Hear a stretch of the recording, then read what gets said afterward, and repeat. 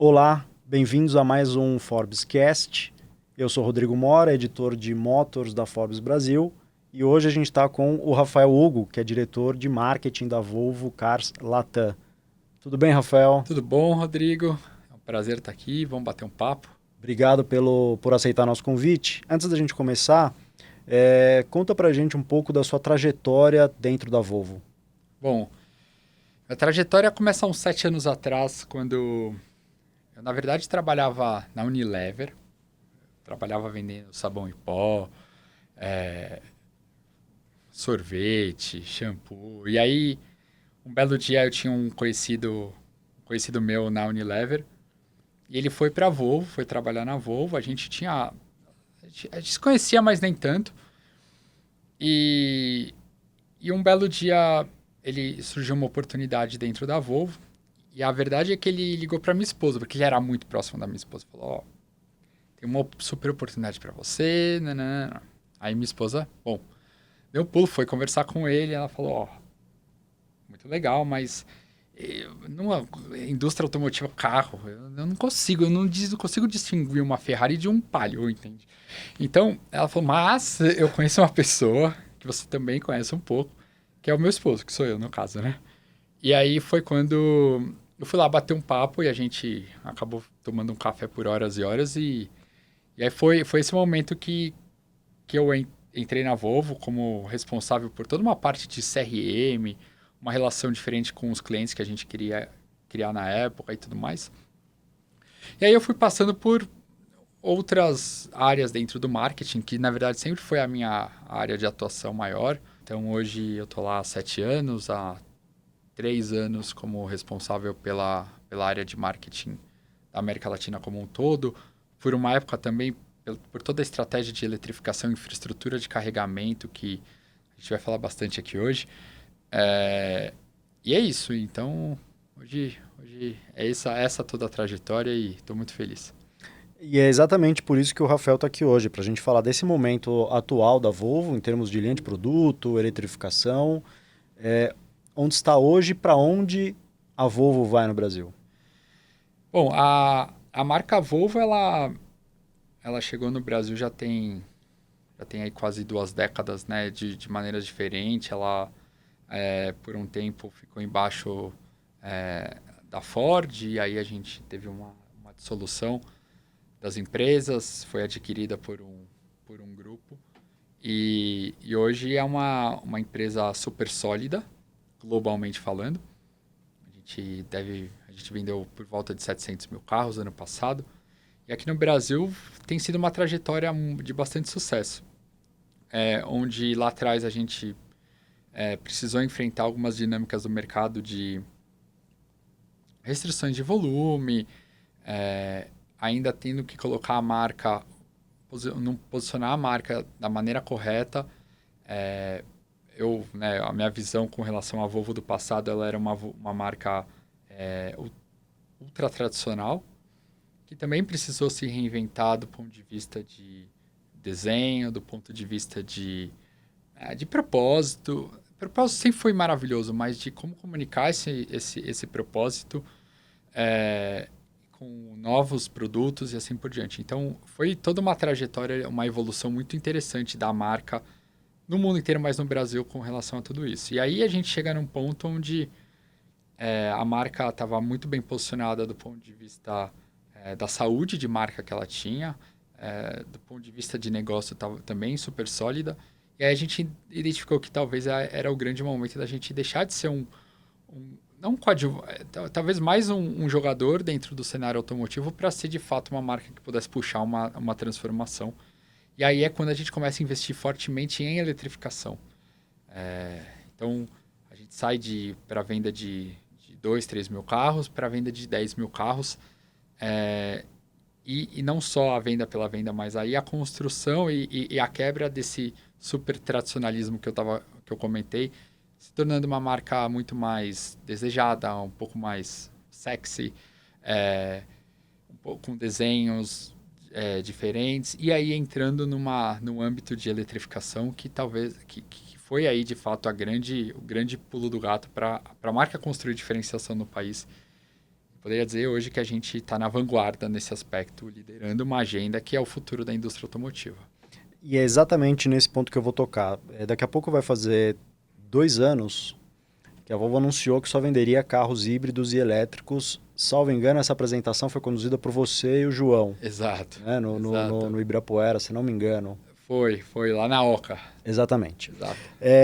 Como é que foi a decisão de seguir esse caminho que se antecipou até o que a Europa ia fazer? E como é que você avalia esses 2 últimos anos? Qual que é o resultado disso? A grande decisão, a gente, né, se a gente for olhar do ponto de vista, somos uma empresa global e se for olhar do ponto de vista de volume, a gente vai encontrar países aí que vão vender 150, 200 mil carros, né? Você tem uma China, você tem Estados Unidos. Você vai encontrar e países com esse volume vão entregar uma rentabilidade bastante interessante. Quando você olha para a América Latina, com o Brasil, né, que são mercados um pouco menores, a grande ideia foi como é que eu conseguia ganhar voz na mesa para que, num cenário competitivo dentro da minha própria empresa, eu pudesse ter voz de discussão e eu pudesse ter algum tipo de prioridade.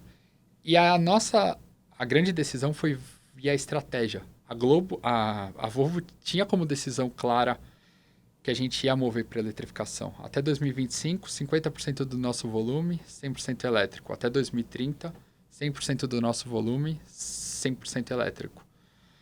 A gente falou, bom, se do ponto de vista de volume, talvez do ponto de vista de rentabilidade eu não vou, muito difícil chegar ao nível da China, dos Estados Unidos, em países semelhantes, a minha grande diferenciação vai ser via entregar a estratégia que a companhia está pedindo de uma maneira muito mais rápida.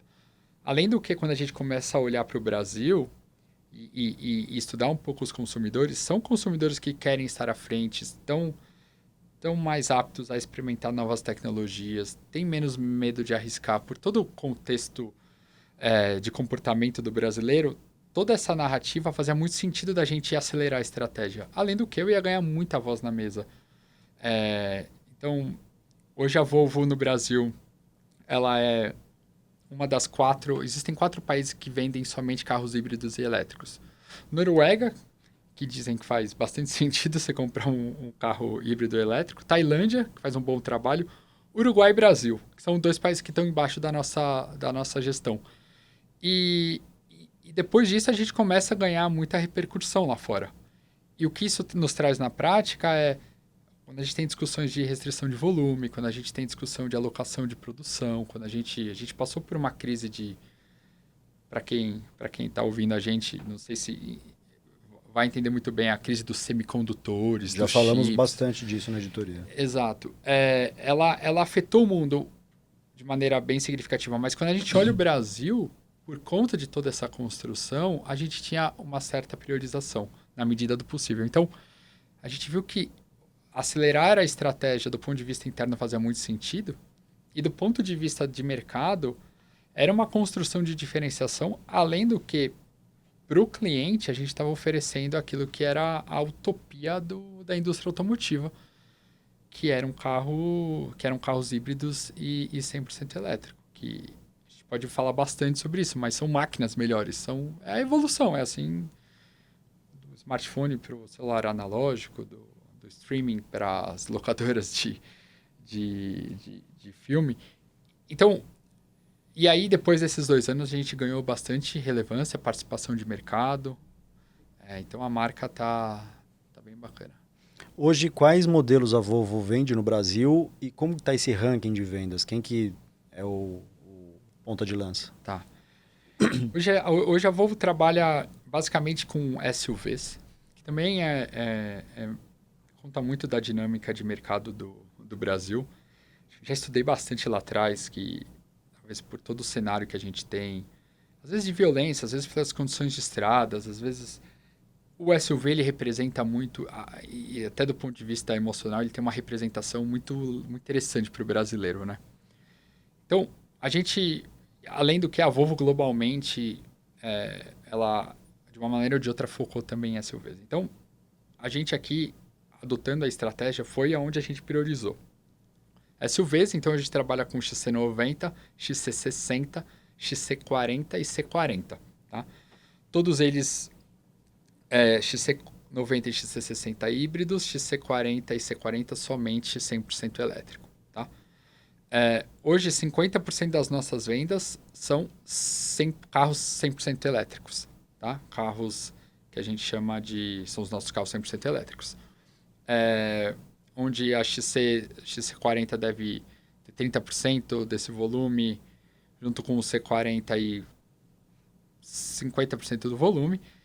E XC60 e XC90 dividem os outros 50%, onde 30%, 35% XC60 e 15%, 20% a XC90. Então, ela é bem distribuída. E cada carro com o seu papel, cada carro com a sua história. Então, essa é um pouco do portfólio, como que a gente entende.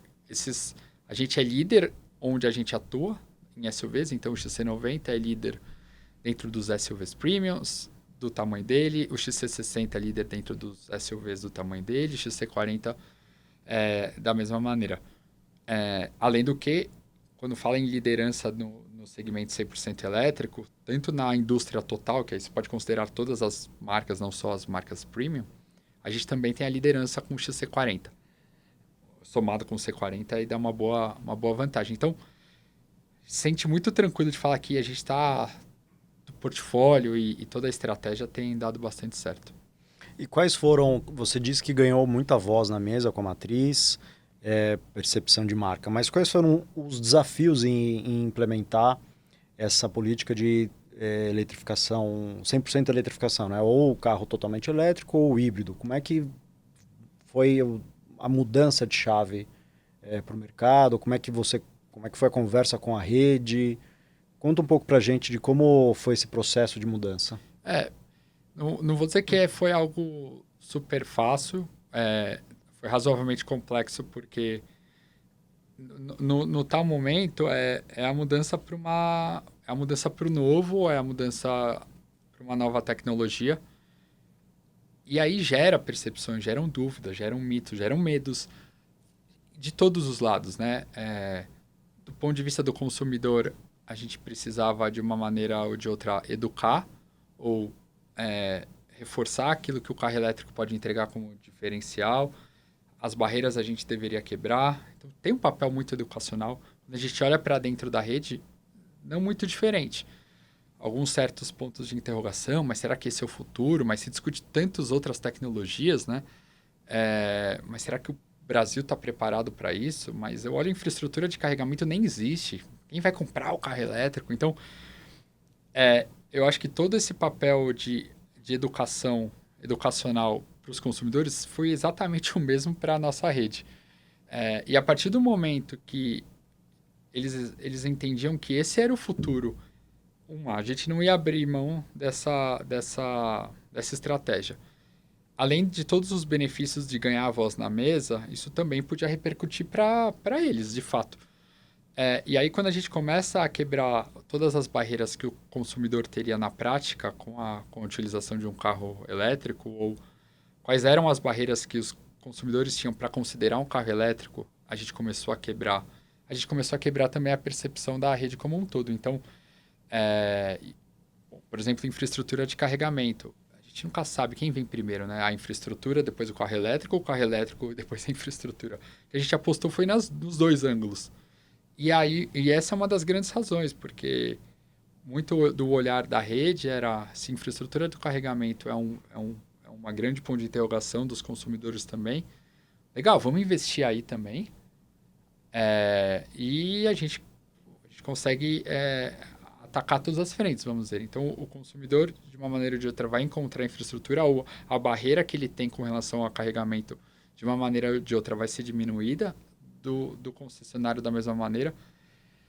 E para nós, muita construção de marca nesse aspecto. Então, não sou só a marca que vende carro elétrico, mas também difunde a infraestrutura de carregamento. Então, acho que assim, de maneira geral, o convencimento passa por essa grande quebra, essa grande educação.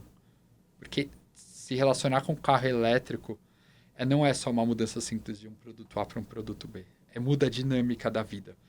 Você não carrega mais você não vai no posto de gasolina, você passa a carregar em casa, você não paga pelo litro da gasolina, você paga pelo quilowatt-hora.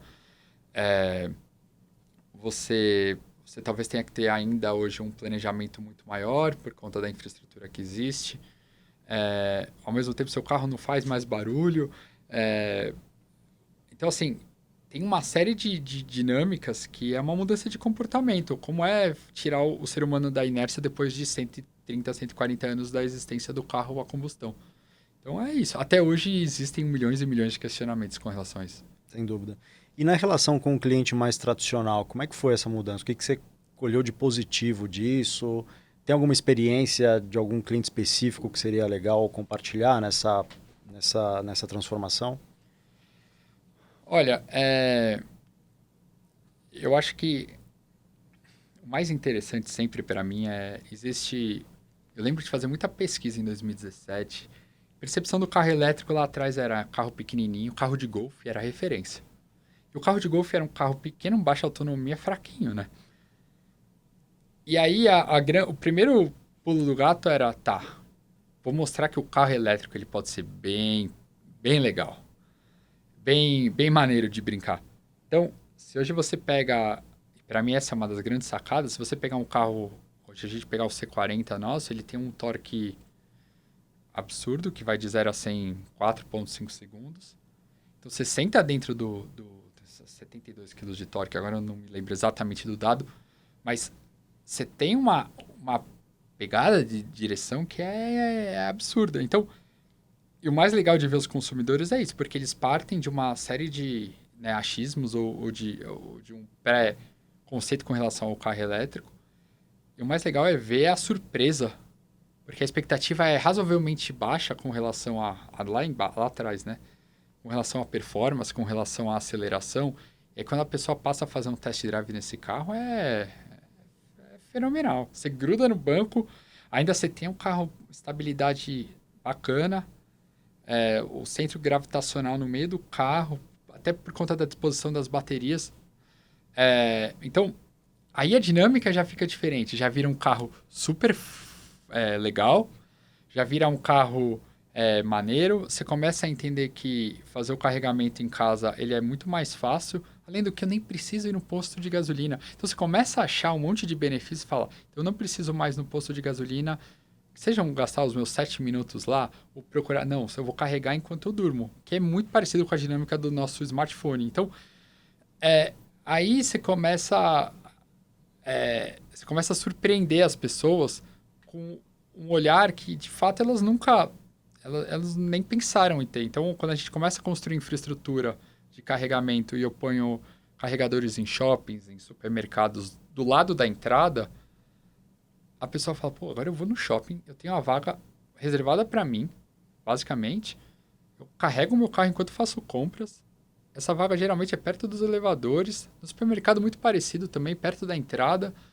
Então, assim, você começa a trazer uma série de surpresas que as pessoas começam a se apaixonar pelo carro elétrico. Então, por tudo que a gente vê, o nosso consumidor do carro elétrico ele é mais fiel e mais satisfeito com a relação com a Volvo do que os carros não elétricos.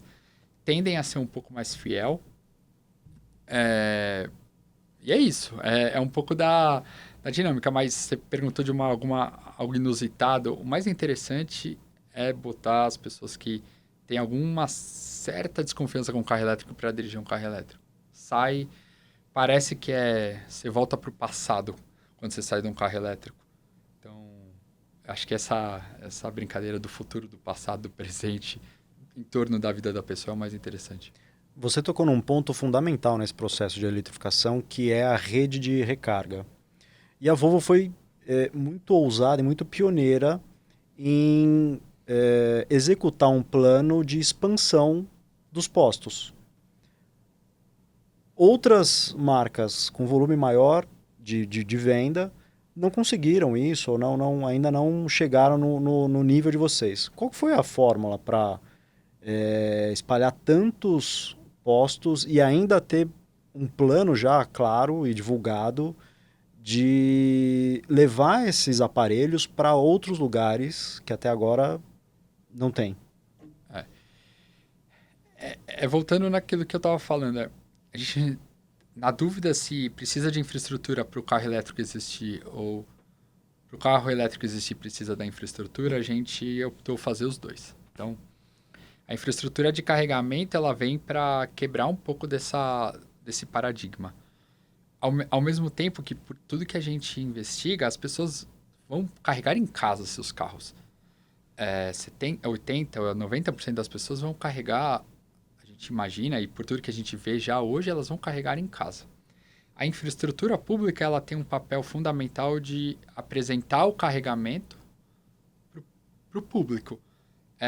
Surpreender, tem uma quebra de barreira emocional, falar, bom, estou investindo em infraestrutura, beleza, então talvez esse medo que eu tenho aqui, parece que o Brasil está se construindo infraestrutura de carregamento, né? A nossa opção lá, a nossa ideia lá era, e aí eu posso voltar nas origens da marca, mas como uma marca sueca que tem um olhar social bastante interessante, era, tá, se eu quero difundir não só a marca Volvo, mas a categoria como um todo, porque todos ganham, a nossa infraestrutura vai ser para todos e de graça, tá? Então, não importa para mim hoje se vai parar um BMW, um Porsche, um Mercedes, um Audi, na nossa infraestrutura de carregamento, eles são super bem-vindos e é de graça, inclusive, para que eles possam fazer o carregamento também. Porque é uma forma de disseminar a cultura do segmento, da categoria. E aí eu acho que tem muito ligado com um pouco dos valores e propósitos que a gente tem como marca. Então, a gente começa, então, gera essa quebra de barreira, vamos dizer assim, do ponto de vista da infraestrutura. Só que a infraestrutura pública, eu diria que ela é importante, mas é essencial a infraestrutura nas rodovias. Porque aí é outro paradigma, outro ponto de interrogação. Carro elétrico é interessante, mas como é que eu faço se eu preciso me locomover a mais de 400 quilômetros? Então, aí a gente foi para um ângulo que era o essencial, de fato, que era a construção de infraestrutura nas rodovias. E aí as rodovias elas necessitam de carregadores que sejam rápidos. Porque você não vai ficar 7, 8 horas carregando, como você carregaria durante a noite na sua casa. Então, você precisa fazer cargas de 30, 40 minutos. E aí são outros tipos de equipamento que vão fornecer uma quantidade de quilowatts por hora muito maior do que a infraestrutura de carregamento que a gente encontra em shoppings, em restaurantes, supermercados, hospitais. Então, foi aí que a gente começou a investir em infraestrutura em rodovia. Hoje a gente tem 7 carregadores, a gente deve entregar aí até os próximos 2, 3 meses mais 6 carregadores. A gente deve anunciar aí já próximas fases de investimento, que a gente não vai parar nesse aspecto. A gente ainda acredita que precisa muito ser feito do ponto de vista de infraestrutura no nosso país. Inclusive, já é algo que a gente entende que não é uma responsabilidade, por exemplo, do governo. O governo deve ter outras responsabilidades. Nesse aspecto, a gente acredita que a iniciativa privada tem bastante esforço e quase que um dever de fazer um investimento nesse sentido. Tem alguma coisa que você pode adiantar dessa próxima fase, a região e quando vai começar? A gente deve... A gente focou muito no estado de São Paulo e as saídas para os outros estados nessa primeira fase. E nessa segunda fase a gente deve começar a ir um pouco mais subindo em direção à região centro-oeste, região nordeste, e aí chegando já mais próximo da ponta sul do país. Então, a gente vai começar a abrir, até a gente chegar num momento... A gente tem todos os nossos cálculos de quantos carregadores seriam necessários e tudo mais. Então, a nossa briga diária para que a gente consiga essas aprovações globais para que esse investimento aconteça cada vez de maneira mais rápida, porque a gente sabe que os dois precisam conviver, os dois precisam estar presentes para que a indústria automotiva ela acelere essa transformação, porque sem carregador, provavelmente esse paradigma, esse medo vai continuar existindo, e sem o carro elétrico, talvez o carregador também não exista. Então, é essa a nossa briga para mover com a infraestrutura de carregamento, e a gente não deve parar por aqui. Você abordou esse ponto, mas eu queria me aprofundar um pouco mais nele. Os aparelhos, eles não são das marcas, é uma empresa que fornece esses aparelhos e aí a marca da Volvo e das outras empresas vai ali. Uhum. E, portanto, a maioria dos carregadores tem a marca da Volvo. Uhum. O quão importante é isso para o marketing? O cliente parar e ver a marca Volvo, independente de qual carro ele estacione ali para recarregar. Vocês devem imaginar, a Volvo não faz a produção, o desenvolvimento do carregador. A gente adquire o carregador de outras empresas, Enelx, WEG, no nosso caso, tanto para os carregadores de carga alternada, quanto para os carregadores de carga direta, carga rápida. E para nós é de fato super importante a gente ter o nosso nome na infraestrutura de carregamento como um todo, porque, voltando lá atrás, quando a gente começou a discutir, a, a Volvo enxerga que o trabalho que ela teve até os últimos 10 anos no país era um papel de ser mais um jogador na indústria. Hoje a gente quer ser a marca que vai transformar a indústria automotiva. E a transformação ela é sobre eletrificação e ela é sobre toda essa transformação elétrica. Então, ter o link, a associação direta que a marca que está revolucionando, a marca que está pensando sobre o futuro da indústria é a Volvo, e o carregador ele é um grande ícone disso tudo, para nós é fundamental que a gente tenha nosso nome associado ao futuro, no nosso caso, presente da indústria automotiva. Não muito diferente do que aconteceu há algumas décadas atrás, quando a Volvo ela abriu a patente do cinto de 3 pontas para toda a indústria. Então, existia um reconhecimento lá atrás que era uma tecnologia que podiam salvar vidas de usuários da Volvo, mas, de novo, com o olhar e com todos os valores e características da sociedade sueca, a gente entendeu que naquele momento o mais interessante para beneficiar a sociedade mundial, inclusive como um todo, a gente decidiu compartilhar toda a patente do cinto de 3 pontas com todas as empresas. Usando esse racional e esse pensamento, depois de muitas décadas, a gente continua ainda com esse mesmo princípio. Então, quando a gente deixa os nossos carregadores com a nossa marca aberto para quem puder usar, ainda seguindo um pouco desse legado do passado, em acreditar que a gente tem um papel de desenvolver a nossa marca, mas mais do que isso, a gente tem o papel ou a possibilidade de desenvolver a categoria como um todo. Então, esse é um princípio da relação da gente deixar nossa rede de carregamento aberto para todos, de graça para todos, mas obviamente deixando claro que quem está provendo isso é a marca sueca Volvo. Como você acha que pode ser enriquecer o ecossistema ao redor do aparelho de recarga? Então, hoje você tem alguns aparelhos em shoppings, em mercados. Então, enquanto a pessoa carrega, ela vai ao supermercado, ela usa aquele tempo, ou ao shopping, etc. Mas alguns estão em postos de combustível, por exemplo.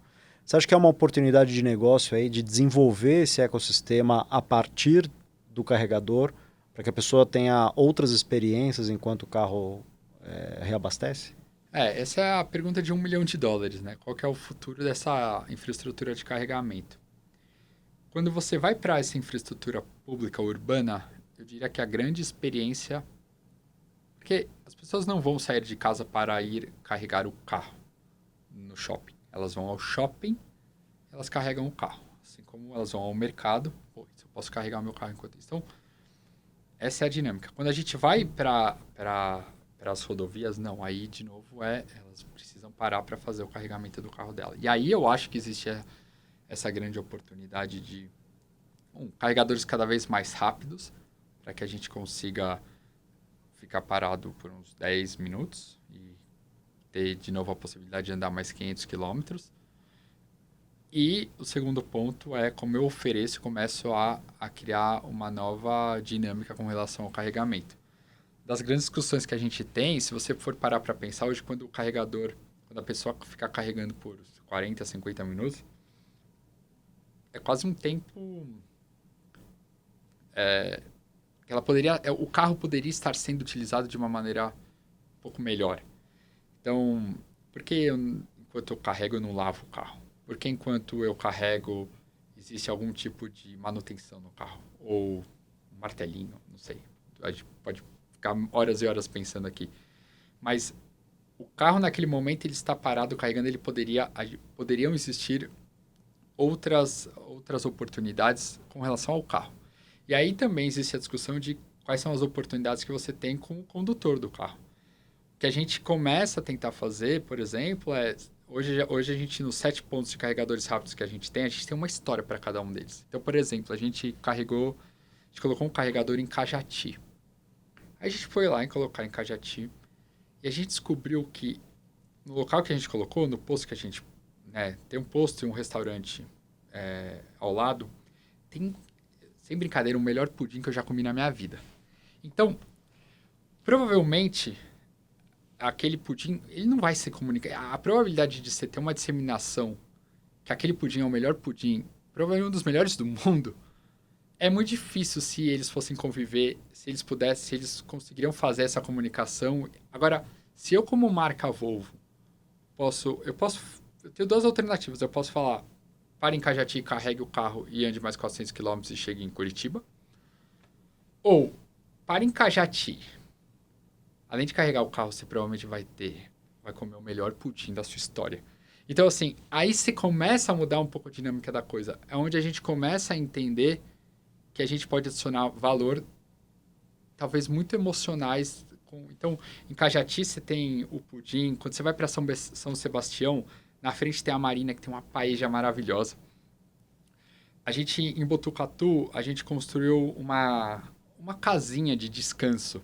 Então, ao lado do carregador, tem quase vou chamar um coworking, onde você tem ali um sofá, você tem internet, você tem uma mesinha. Então, se você precisar ficar lá 1 hora, 45 minutos, você vai fazer talvez o melhor proveito do seu tempo. Ou você vai trabalhar um pouco, ou pelo menos vai ser um momento onde você vai ter uma descompressão ali, vai poder sentar, vai poder esticar um pouco as suas pernas. Então, você já começa... A gente está buscando formas de criar algum tipo de experiência para que a gente comece a humanizar toda essa relação de infraestrutura, carregamento e o carro.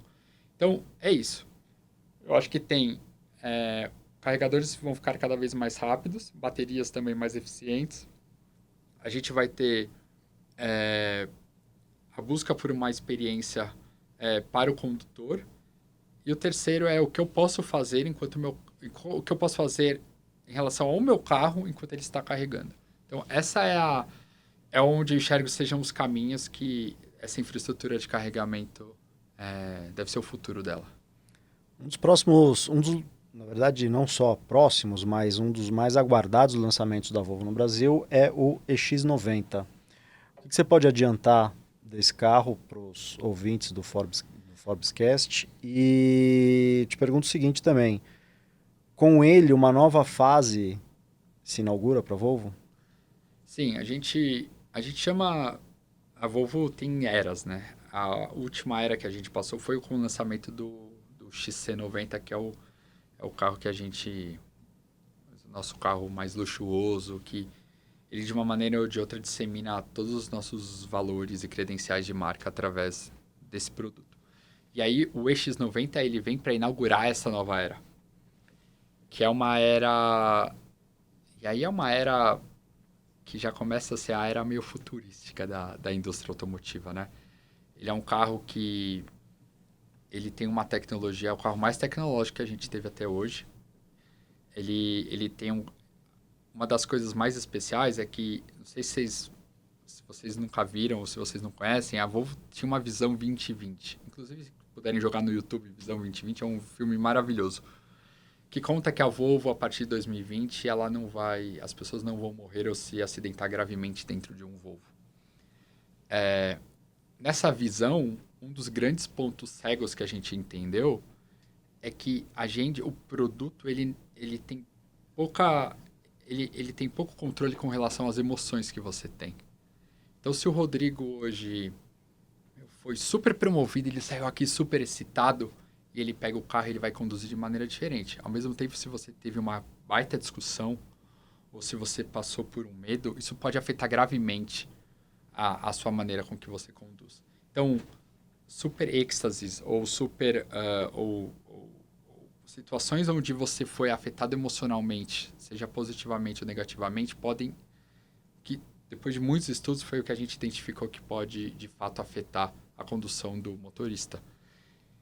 E uma das reflexões que esse carro traz, e aí, óbvio, tem essa reflexão toda filosófica, mas aí a gente também começa a tangibilizar em tecnologia, onde eu começo a identificar através de sensores, através de câmeras, através de uma série de tecnologia, um pouco melhor quais são as emoções que o Rodrigo tem. Identificando essas emoções, eu consigo, de uma maneira ou de outra, não interferir, mas que eu possa, através de uma série de tecnologia, diminuir a probabilidade de você ter algum tipo de acidente dentro de um Volvo. Então, olha como a tecnologia dos 3 cintos de segurança evoluiu a gente chegar num ponto de tentar interpretar um pouco as emoções das pessoas e, de uma maneira ou de outra, no produto, começar a trazer tecnologias para reduzir a probabilidade de acidentes e de mortes. Então, assim, o EX90 vem para inaugurar essa nova era. E, de novo, é sobre muito sobre segurança, mas é menos sobre a segurança chata e muito atrelado a uma série de tecnologias. Então, é um carro, além de ver, é um carro que nasce 100% elétrico, ele vem com uma autonomia já um pouco mais elevada, ele vem com uma série, uma funcionalidade totalmente diferente. A gente vai ver computadores centrais que gerenciam todo o infotainment, toda a tecnologia dentro do carro. Então, assim, é uma nova era, óbvio, do ponto de vista de papel e da relação do humano com o carro, mas também é uma nova era de produto nossa que a gente inaugura com o X90. Você tem, de um lado, o EX90, que é essa revolução que você acabou de descrever, e do outro, o XC90, que é, talvez na história recente da Volvo, o principal ícone. Acabou de fazer 20 anos, primeiro SUV da marca, trouxe com ele uma série de ineditismos. Qual que vai ser o papel? Eles vão conviver? Essa é a minha primeira pergunta. E qual que vai ser o papel de cada um? Como que você equilibra esses dois carros? Eles vão conviver por um tempo. De novo, o XC90 é isso. Ele tem esse papel... É o carro que eu mais gosto. Ele é um carro que tem um papel de... ainda falar muito sobre todo o conceito de luxo nosso.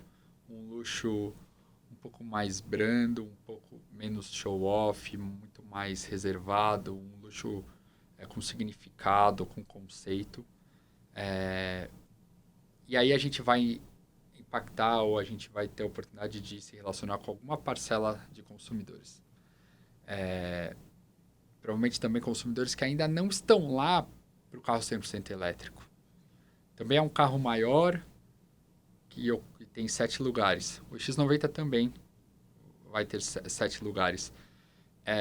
Só que, de novo, ele ainda é um carro híbrido. Aquela pessoa que provavelmente ainda tem alguns seus anseios com relação ao carro 100% elétrico. Então, eles vão conviver junto, mas com papéis totalmente diferentes. O EX90 vai ser para aquele que já está no mundo elétrico, que precisa de um carro maior, que é aficionado por uma tecnologia inédita, que tem uma relação com o carro totalmente diferente. Então, eles vão conviver, parecem ser carros muito parecidos, mas do ponto de vista da tecnologia e do ponto de vista até do papel deles é extremamente diferente. Nosso tempo está acabando. Eu queria encerrar falando um pouquinho do design dos carros da Volvo. A Volvo decidiu seguir por um caminho em que, sem apelar para um futurismo, Queria entender na sua visão, carro elétrico precisa ter, de fato, um design futurista e com aparência de algo que veio de 2100? Precisa estar atrelado àquela ideia dos carros dos Jetsons? Eu acho que... Eu não sei se é um acerto ou um erro da indústria, mas quando,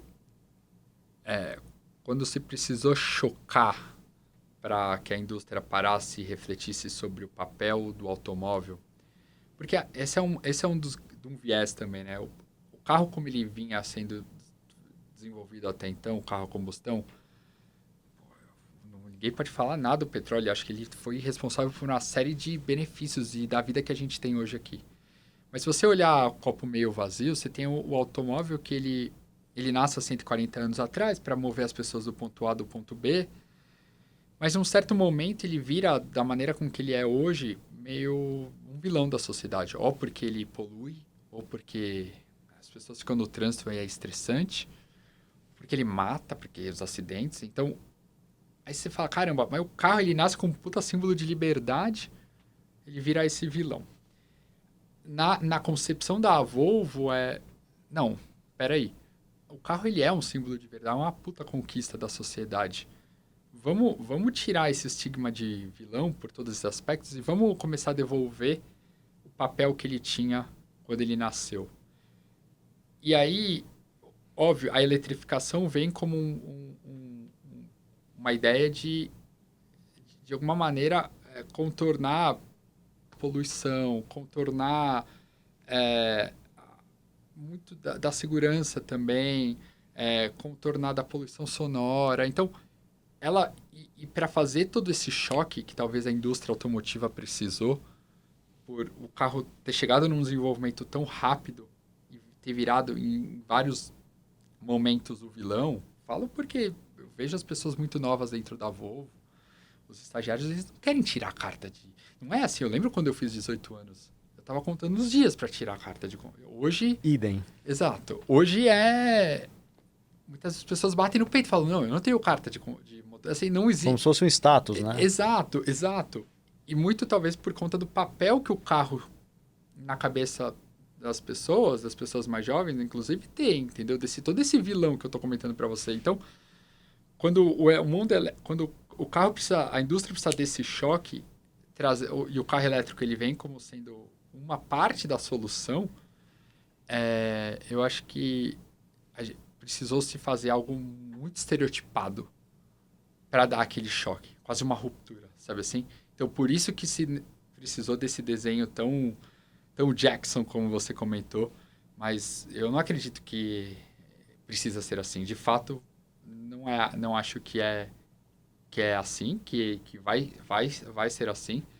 Eu acho de uma maneira ou de outra, esses ícones e todo esse tom de um pouco mais futurista, ele tem esse papel de contar que existe isso, e esses são os vilões, existem esses que são os mocinhos, vamos dizer assim. E os mocinhos são caras, tem essa fisionomia, vamos dizer assim.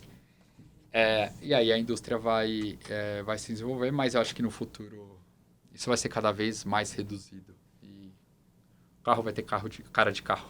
E assim a gente encerra mais um Forbescast, hoje com a presença do Rafael Hugo, que é diretor de marketing da Volvo Cars Latam. Rafael, você quer deixar considerações finais sobre o carro elétrico? Bom, acho que se qualquer pessoa tem algum tipo de estigma ou qualquer ponto de interrogação com relação ao carro elétrico, eu não tenho dúvidas que é o futuro. E eu não tenho dúvidas que é uma relação muito mais maneira com a indústria automotiva, com o carro. Se a pessoa não está pensando em trocar de carro, não vá testar um carro elétrico, porque se ela sentar para fazer é muito difícil que ela queira voltar, entre aspas, para o passado. Então, é isso. Muito bom. Obrigado. Obrigado, Rafael. Até a Obrigado, próxima.